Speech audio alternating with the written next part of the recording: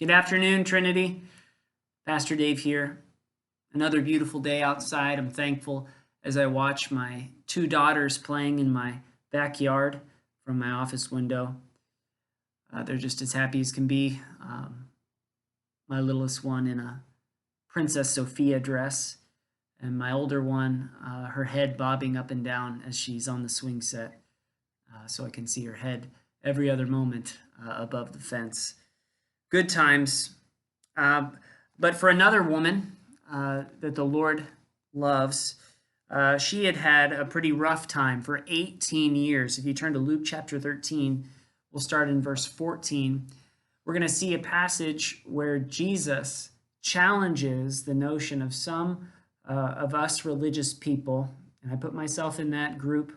I'm a professional religious person, and anybody who follows Jesus in some sense is religious as we practice the things that God has given us to do, and also the ways in which we have learned from other people to try to do what God has said to do. Those are things we call traditions.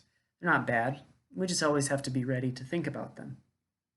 Well, the Pharisees and Jesus's opponents at times, they really messed up with their traditions, and they would switch around what was really necessary with their own understandings. And so looking there at verse 14 in chapter 13 of the Gospel of Luke, we see Jesus has just healed a woman. She couldn't stand upright for 18 years. She was afflicted in this way. But the ruler of the synagogue where Jesus performed this healing was furious. Now, the ruler of the synagogue, he answered Jesus and was furious. Why? Because on the Sabbath, Jesus had healed her. And so he was saying to the crowd that, there's 6 days, people, 6 days on which it is necessary. This is the synagogue ruler. He's saying it's necessary to work on those 6 days. On those days, therefore, working, you can be healed, but not on the Sabbath day. And so he would tell all you poor people who get sick on a Lord's day, hey, you need to stay home.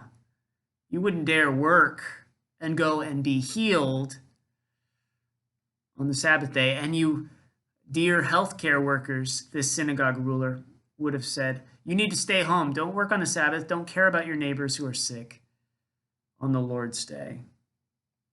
Well, that's interesting. We'll see what the Lord Jesus has to say about that. Now, Jesus answered this man and said, hypocrites.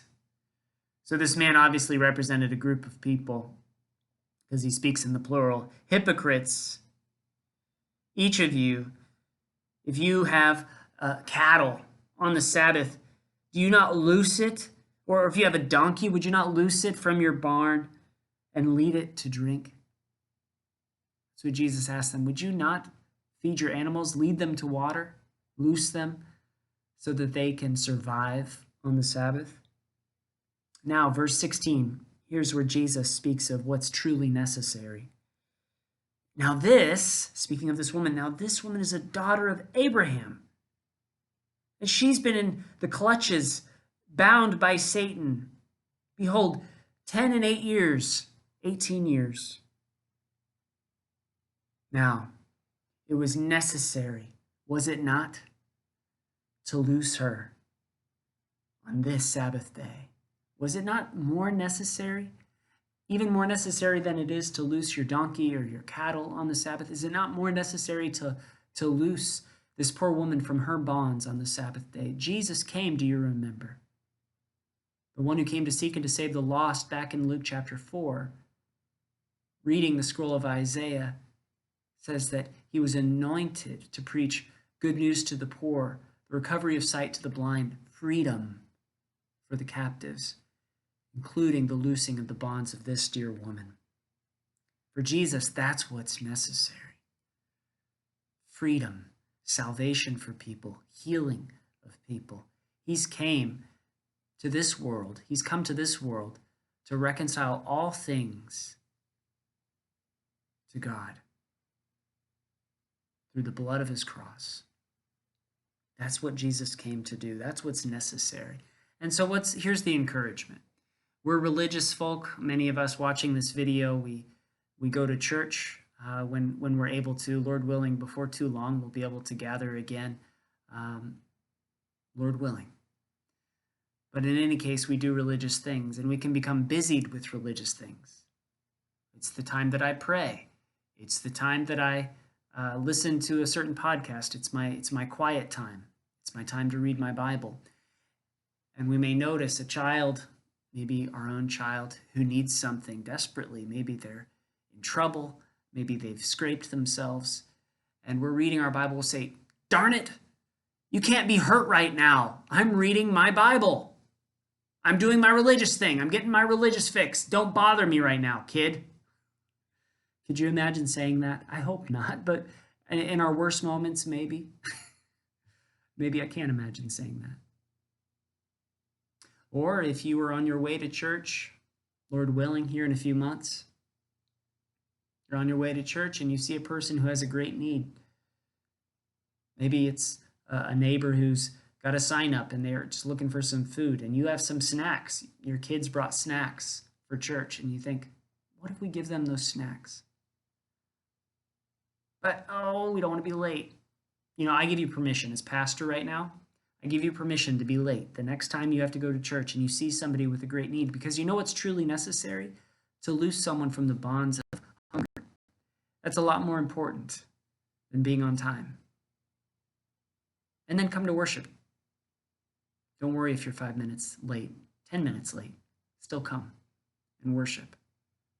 Do what's also necessary on the Sabbath day. But love is still necessary. Justice is still necessary. Another passage just a few chapters ago in chapter 11, Jesus, he spoke a woe to the Pharisees because they would do all their religious duties. They would tithe on their mint and their rue and their cumin.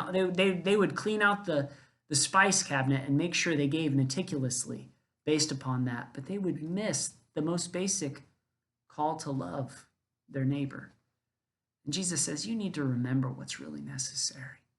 So today, brothers and sisters, slow down. Yes, religious duties are important. Yes, your spiritual disciplines are important. But the Lord in his providence will put some things in front of you that are more important at that moment, that are more necessary.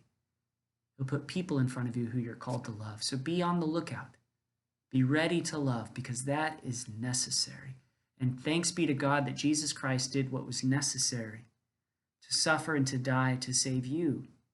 He didn't stay in heaven and just look at you and say he was too busy enjoying being king of heaven and earth. No, he came down to seek and to save you. That's what it was necessary for him to do.